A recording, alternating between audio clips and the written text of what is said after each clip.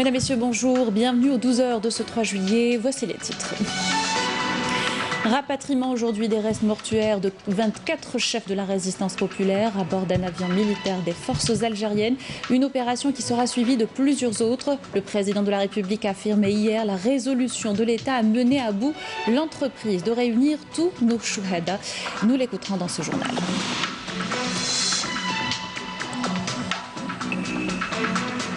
Et les célébrations du 5 juillet se font également à travers le travail de mémoire, reportage au Centre d'études et de recherche sur le mouvement national et la révolution. Pas moins de 2000 témoignages vivants ont été recueillis jusqu'à aujourd'hui. Crise sanitaire, 385 nouveaux cas confirmés de coronavirus, 302 guérisons et 8 décès enregistrés lors du dernier bilan du comité scientifique. Une tendance haussière, 30% des contaminations sont d'origine familiale selon le ministre de la Santé en visite hier à Sétif.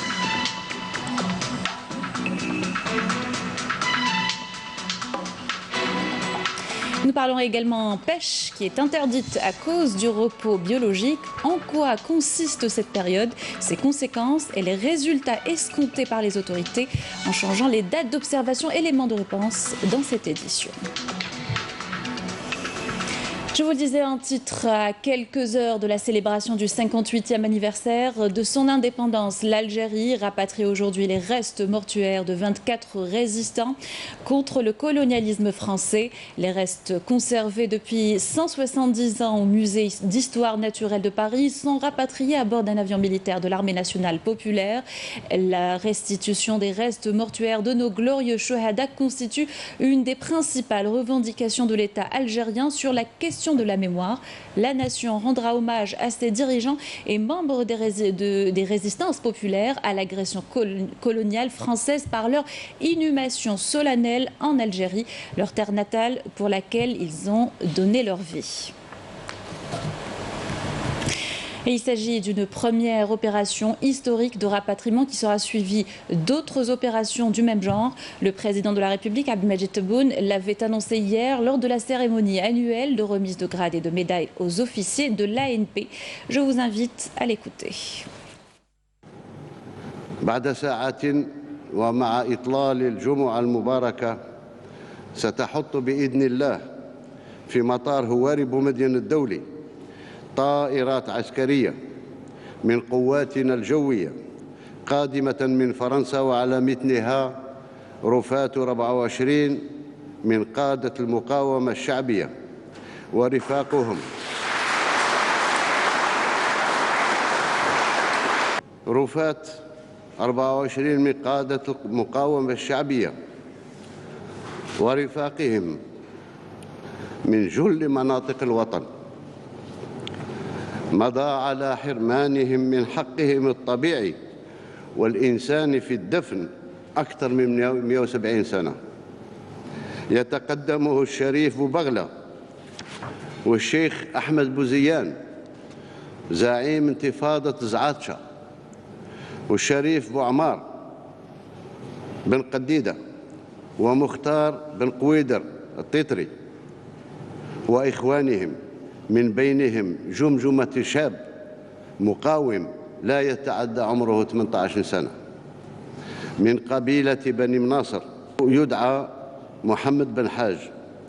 وستلتحق بهذه المجموعة الأولى باقي رفات شهداء المنفيين أمواتا. فالدولة عازمة على إتمام هذه العملية حتى يلتئم شمل جميع شهدائنا فوق الأرض الذي أحبوها وضحوا من أجلها بعز ما يملكون. Et on retrouve en direct de l'aéroport international Boumediene Amel Bouakba où l'avion transportant les sépulcres mortuaires est attendu d'une minute à l'autre. Amel, bonjour. Que pouvez-vous nous dire sur cette opération ?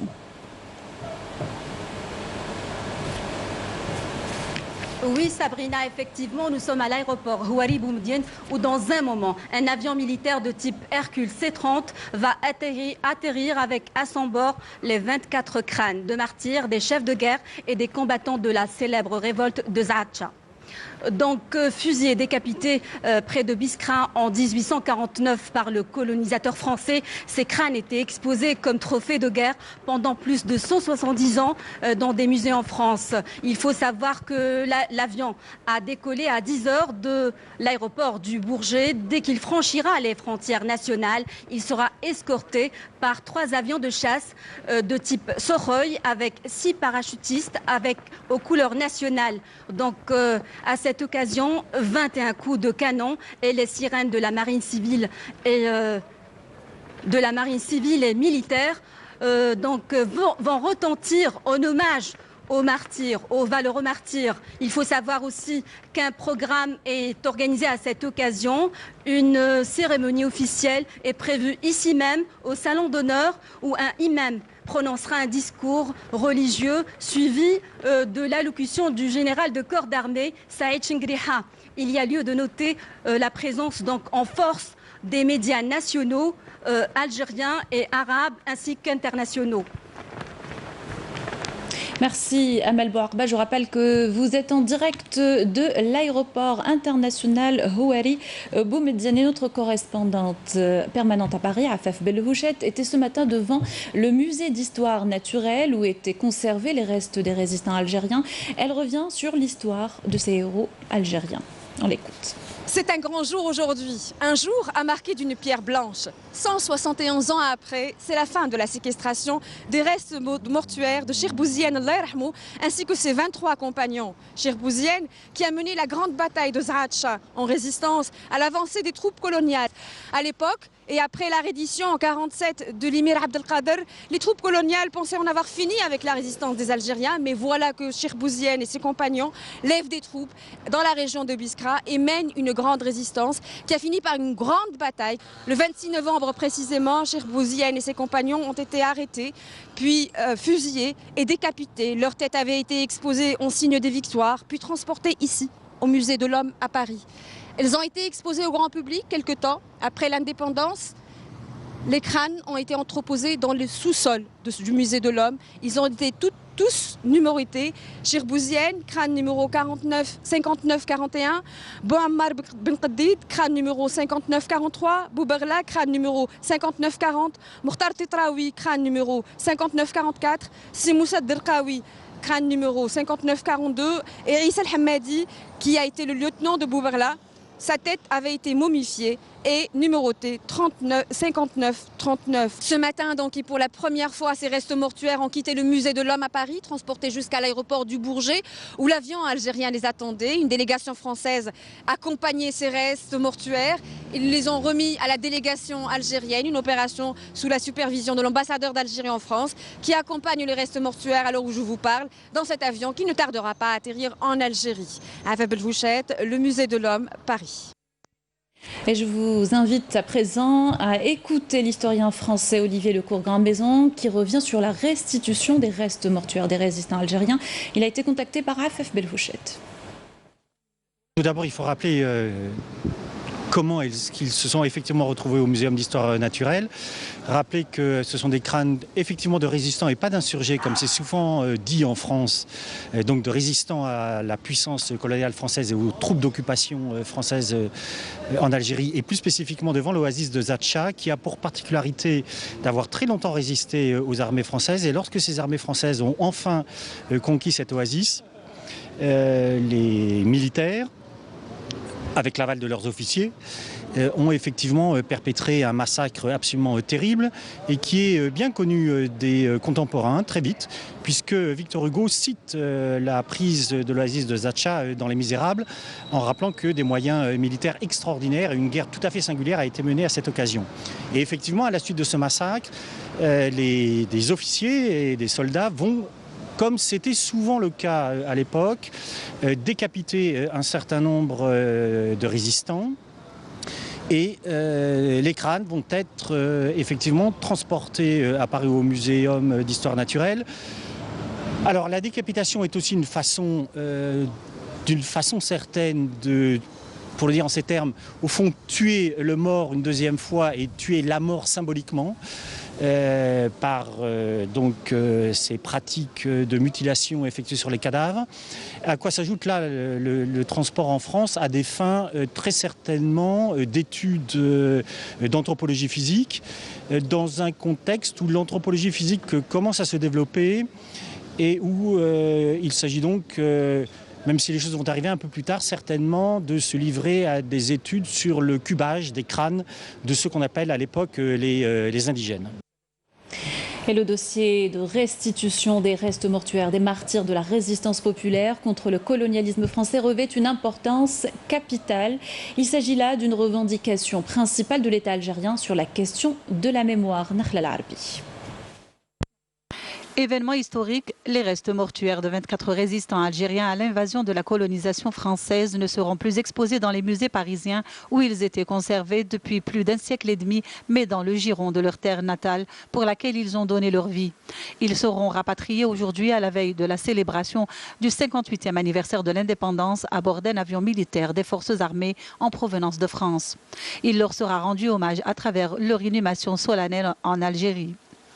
Privés depuis plus de 170 ans du droit naturel et humain d'être inhumés, les illustres Cheikh Boubrla et le Cheikh Ahmed Bouziane, chef de l'insurrection de Zaatcha, Sherif Bouamar Ben Kedida, Simkhtar Ben Kouidar Titraoui et d'autres de leurs frères, dont un jeune résistant d'à peine 18 ans de la tribu de Bni Manassar, nommé Mohamed Ben Hadj, et les autres auront enfin une sépulture à la hauteur de leur noble sacrifice.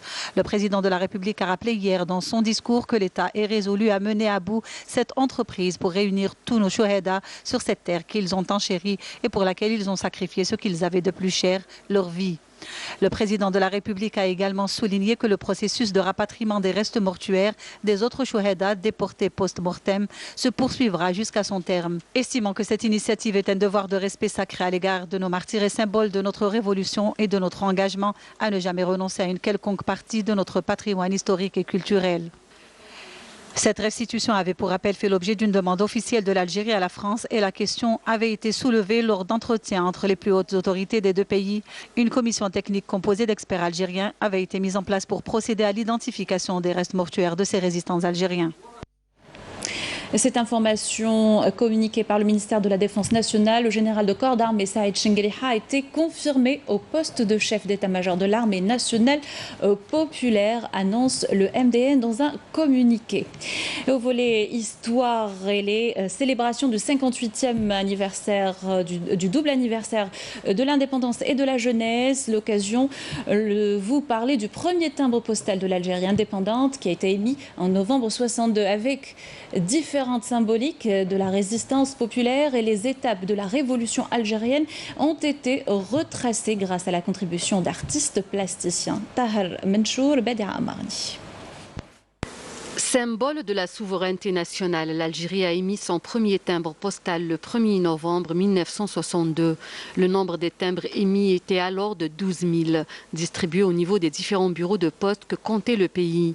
Au fil des années, les artistes plasticiens algériens ont contribué à mettre en avant l'histoire de l'Algérie et la résistance populaire grâce à des personnalités historiques et à les immortaliser, à commencer par Lalla Fatma Nsoumer en Kabylie, de 1852 à 1856, Ouled Sidi Cheikh et Sidi El-Zraq Belhadj à l'ouest et au sud-ouest, Al-Mokrani et Cheikh El-Haddad en 1871.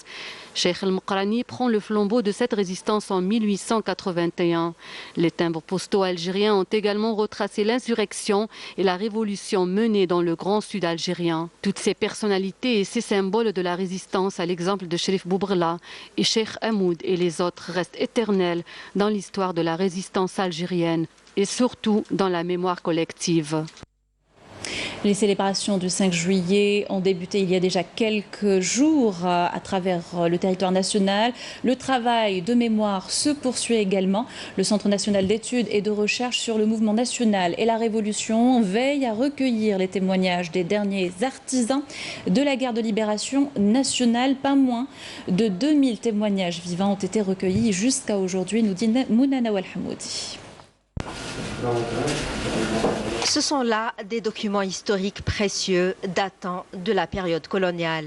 Des journaux, des écrits et des manuscrits soigneusement préservés par le Centre de recherche et d'études sur le mouvement national. En grande partie restaurés, ces documents sont scannés et reproduits sur une base numérique. On a un lot très important de presse coloniale. C'est l'héritage du colonialisme. Voilà, donc on veut profiter au maximum de ce butin, si on peut dire, pour le sauvegarder pour les générations futures. Donc la restauration a été bien faite. Ils ont récupéré pas mal de photos, pas mal de pages, parce qu'ils étaient déchirés. Donc ils ont utilisé un papier spécial pour récupérer ces données. Lancée en 2016, la vaste opération de restauration a touché tous les ouvrages historiques recouvrés par cet établissement. Près de 2000 ouvrages ont été restaurés et foliotés. Principale vocation du centre, le recueil de témoignages vivants des Moudjahidines. Une mission d'autant plus compliquée que ces artisans de la Révolution sont âgés, souvent affaiblis par la maladie et les séquelles d'un passé douloureux. Pour certains, la mémoire fait défaut. La plupart des Moudjahidines sont décédés. Ceux qui restent en vie ont perdu leurs facultés physiques ou mentales. On se démène pour leur soutirer des informations. C'est un combat quotidien. Notre objectif est de continuer d'écrire notre histoire. À ce jour, plus de 2000 témoignages vivants ont été recueillis par cet établissement.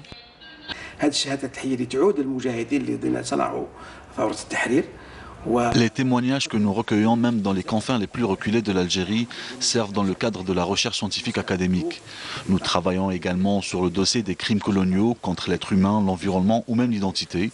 Certains de nos ouvrages feront l'objet de productions cinématographiques dans des longs métrages et des films documentaires. Ainsi, on aura contribué à l'écriture de l'histoire contemporaine de l'Algérie. À ce jour, des milliers d'ouvrages historiques, des chroniques et des productions cinématographiques ont été réalisées. De 1830 à 1962, la révolution algérienne, l'une des plus importantes de l'histoire contemporaine, nécessite encore un grand travail de recherche. Une véritable course contre le temps, d'autant plus que les derniers témoins de l'histoire sont en train de s'éteindre. Avec eux, des pages entières de l'histoire seront oubliées à jamais. Dans le reste de l'actualité, crise sanitaire, 385 nouveaux cas confirmés de coronavirus, 302 guérisons et 8 décès ont été enregistrés lors du dernier bilan hier du comité scientifique de suivi de l'évolution de la pandémie. On écoute à ce sujet le porte-parole du docteur Jamal Fourar. Aujourd'hui, le jeudi 2 juillet 2020, nous allons vous donner un point de situation concernant l'évolution de la Covid-19 en Algérie depuis le début de la pandémie à ce jour. Pour les principaux indicateurs au cours des 24 dernières heures, nous avons enregistré 385 nouveaux cas, 302 patients guéris, 48 patients en soins intensifs et 8 décès. Avec la notification de 385 nouveaux cas, le total cumulé de la pandémie à ce jour est de 14 657 cas, soit une incidence de 33 cas pour 100 000 habitants, sachant que 11 wilayas n'ont pas notifié de cas au cours des 24 dernières heures, 17 wilayas ont notifié entre 1 et 5 cas et 20 wilayas ont notifié 6 cas et plus. Pour ce qui est des décès, nous avons encore malheureusement enregistré des décès. 8 nouveaux décès ont été enregistrés au cours des 24 dernières heures, portant ainsi le total cumulé des décès à 828. 74% des patients décédés sont âgés de 60 ans et plus. Et parmi les 8 décédés, 5 ont une pathologie chronique associée, soit diabète, soit la tension ou bien les deux ensemble. Pour ce qui est des patients guéris et qui ont quitté les établissements hospitaliers, le total à ce jour est de 10 342 patients guéris. Et pendant les 24 dernières heures, nous avons enregistré 302 patients guéris qui ont quitté les établissements hospitaliers. Pour ce qui est des soins intensifs, nous avons actuellement 48 patients en soins intensifs. Et comme toujours, nous rappelons, compte tenu de la situation épidémiologique actuelle, nous exhortons nos concitoyens à rester très vigilants, à faire attention à leur santé, à la santé de leur famille, à la santé de la société, en respectant d'une part les mesures d'hygiène générale, la distanciation sociale, le confinement à domicile et surtout le port du masque obligatoire qui va permettre de réduire la transmission du virus parmi la population. Merci de votre attention. Et depuis Sétif, le ministre de la Santé a affirmé hier que 25 à 30% des cas confirmés de coronavirus dans le pays sont d'origine familiale. Abdelrahman Ben Bouzid était en visite de travail dans la wilaya pour s'enquérir de la situation épidémiologique. Sétif figure parmi les wilayas où le nombre de cas a considérablement augmenté ces dernières semaines. Adel Bouhames. À l'entame de sa visite à Sétif, le ministre de la Santé, de la Population et de la Réforme hospitalière s'est rendu dans le laboratoire de dépistage du coronavirus relevant du centre hospitalier universitaire Mohamed Abdelnour Saadna. La troisième du genre, cette visite était très attendue dans une wilaya qui connaît une augmentation inquiétante des cas d'infection. Le ministre de la Santé s'est rendu également dans un laboratoire de dépistage privé et qui effectue des tests à titre gracieux. Une initiative saluée par le ministre. Cette visite à Sétif nous a permis de nous enquérir des capacités de l'hôpital de la wilaya. Sétif dispose de 3 centres de dépistage biologique ou virologique. L'un des centres appartient à un particulier auquel je tiens à rendre hommage, qui assure ces tests à titre gracieux. J'ai demandé au wali de Sétif à ce qu'il soit encouragé. Lors d'une réunion avec les cadres de son secteur au siège de la wilaya, Abdelrahman Ben Bouzid a réitéré la mobilisation de tous les moyens matériels et humains pour lutter contre cette pandémie. La saturation des différentes structures hospitalières en raison de l'afflux important et continu de personnes contaminées a généré une angoisse collective. Afin d'atténuer la pression sur les hôpitaux, le ministre de l'Intérieur et moi-même avons instruit le wali de Sétif d'exploiter d'autres structures, à l'instar des hôtels et des centres relevant des différents secteurs pour prendre en charge les personnes contaminées par la Covid-19.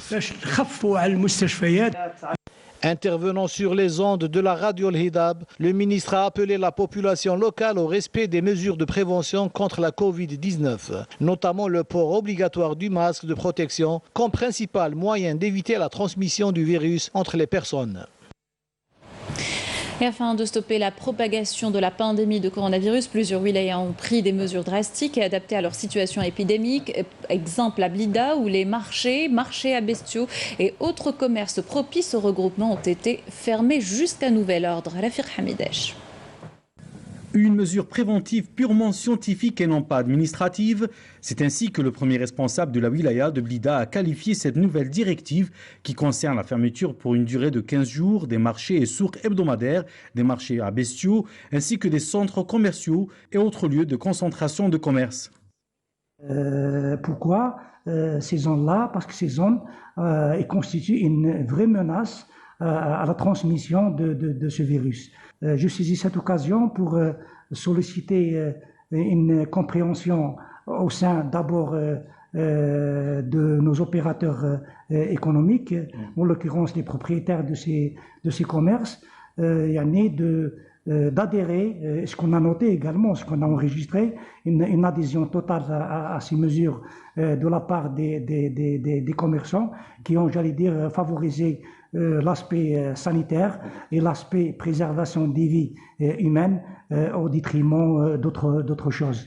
Déjà affectée par les répercussions du confinement total qu'a subi la wilaya en mars dernier, cette nouvelle mesure ne vient pas arranger les affaires des commerçants blidéens, qui ne s'attendaient pas à une telle décision. Mais face à une telle crise sanitaire, les commerçants sont unanimes, la santé des citoyens passe avant l'intérêt commercial. En tant que commerçant, si les autorités m'exigent à fermer, je suis pour, je ne suis pas contre. C'est pour le bien de tout le monde. Déjà, on a eu une fermeture de 70% de nos activités depuis 4 mois, notamment les parcs d'attractions, les fast-food et l'ensemble des autres activités. Aujourd'hui, on a subi la fermeture du magasin complètement, donc 100% de nos activités sont à l'arrêt. Mais l'intérêt général et la santé de notre pays et de nos citoyens est primordial par rapport à l'intérêt commercial. Je suis pour la fermeture des grandes surfaces parce qu'il y a trop de monde, voilà, trop de monde et des gens et deuxième, il y a des gens qui sont négligents. Les bavettes, c'est-à-dire je suis pour. Mais les grandes surfaces, il faut qu'il y ait un نظام باش الانسان يقضي هكذا ولا لا on n'a pas besoin de faire de shopping نقضي بقى ناكلوا صحه باش نلبسوا c'est pas le moment. Des réactions qui démontrent une fois de plus la solidarité des Algériens dans les moments difficiles ainsi que leur sacrifice pour l'intérêt général. C'est la fin de ce journal. Merci de l'avoir suivi. Bonne journée à tous.